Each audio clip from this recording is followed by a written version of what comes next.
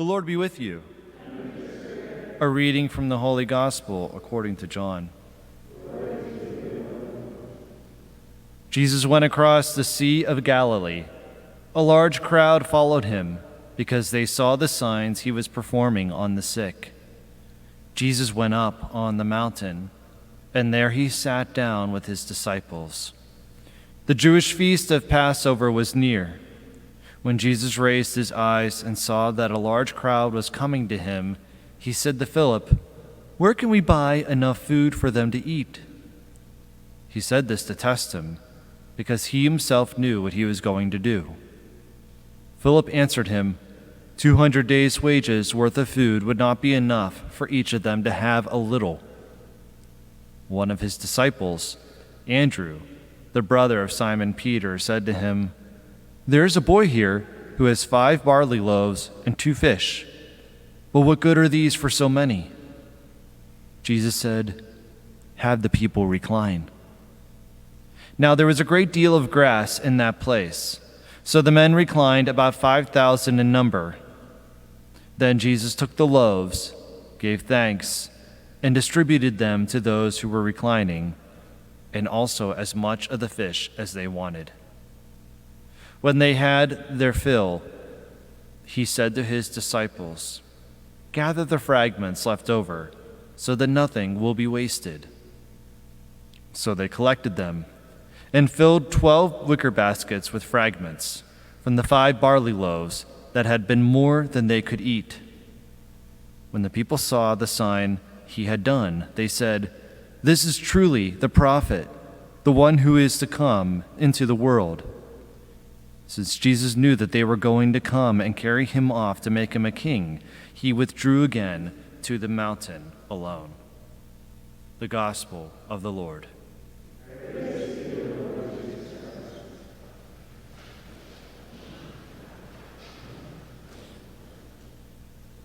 So today is the anniversary of the approval of our Franciscan rules. So some people are kind of saying that it's the birthday of the Franciscan order, so wearing the special vestments to go along with it. So happy birthday to all of us, friars. Happy birthday.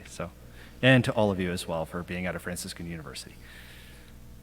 So I'm thinking, I remembered a story, actually, as I was reading this, it just popped in my head, was an old friend of mine, when she was on a mission trip, they had a mass and they for the people at this mission, and the sister brought the host for mass.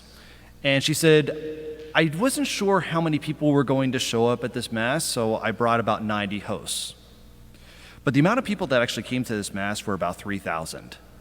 So they thought, how on earth are we going to get enough Eucharist to everyone? So the Eucharistic minister said, we're not going to have communion, we're just going to break up the host as much as possible and make sure everybody has communion. So the priest says Mass, they break up the hosts into as many little pieces as possible. And they said something happened as they were handing out communion to every single person at the Mass. Eventually, everyone was actually able to receive communion with more left over. Every single person that was there. They said, "Did we just see the miracle of the multiplication of the loaves at Mass?" So very interesting story about the way God works and had the Eucharistic theme of this gospel. But our readings, if you put them together, they teach us something else about our day and age and our daily lives. And that's how God can take anything and turn it around into something greater. Sometimes I like to think that God likes to beat the devil at his own game, right? So even though something goes wrong, even though the devil works, even though there's awful things that happen in our world, God can turn it around and turn it into something greater.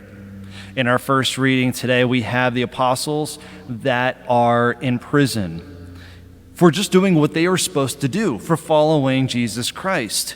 And they end up being flogged for it and punished for it. And yet they turn it around and turn it into something greater, and they rejoice. And they continue to pray, and they're excited that they got to experience something that Jesus experiences, and they know that through their suffering, that greater was to come, that people saw their perseverance. And those who were after them, the Sanhedrin, the Pharisees, the leaders at the time, were digging themselves in a greater hole.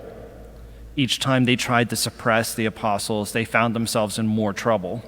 They found more things going wrong for themselves as they tried to hold on to their power.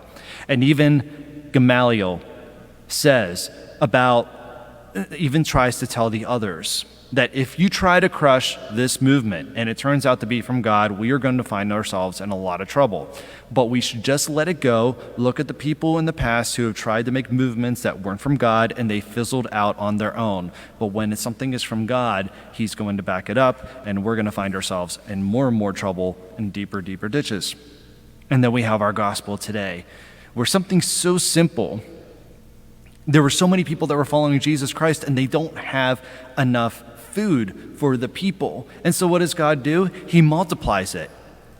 Enough so that there are multiple wicker baskets of leftovers and fragments for this multitude of people, just from a few loaves of bread and fish. Obviously, this is from the Gospel of John. There's lots and lots of themes and imagery and symbolism here.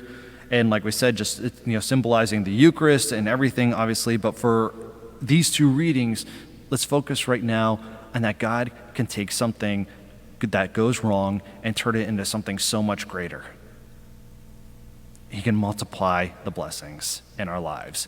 So today, and as we continue through Easter season, and as we continue through Easter, and it's the end of the school year, and things are happening, and people are tired, and then drama starts occurring, and people are getting frustrated with each other and everything, and we're just ready for the end of the school year, right?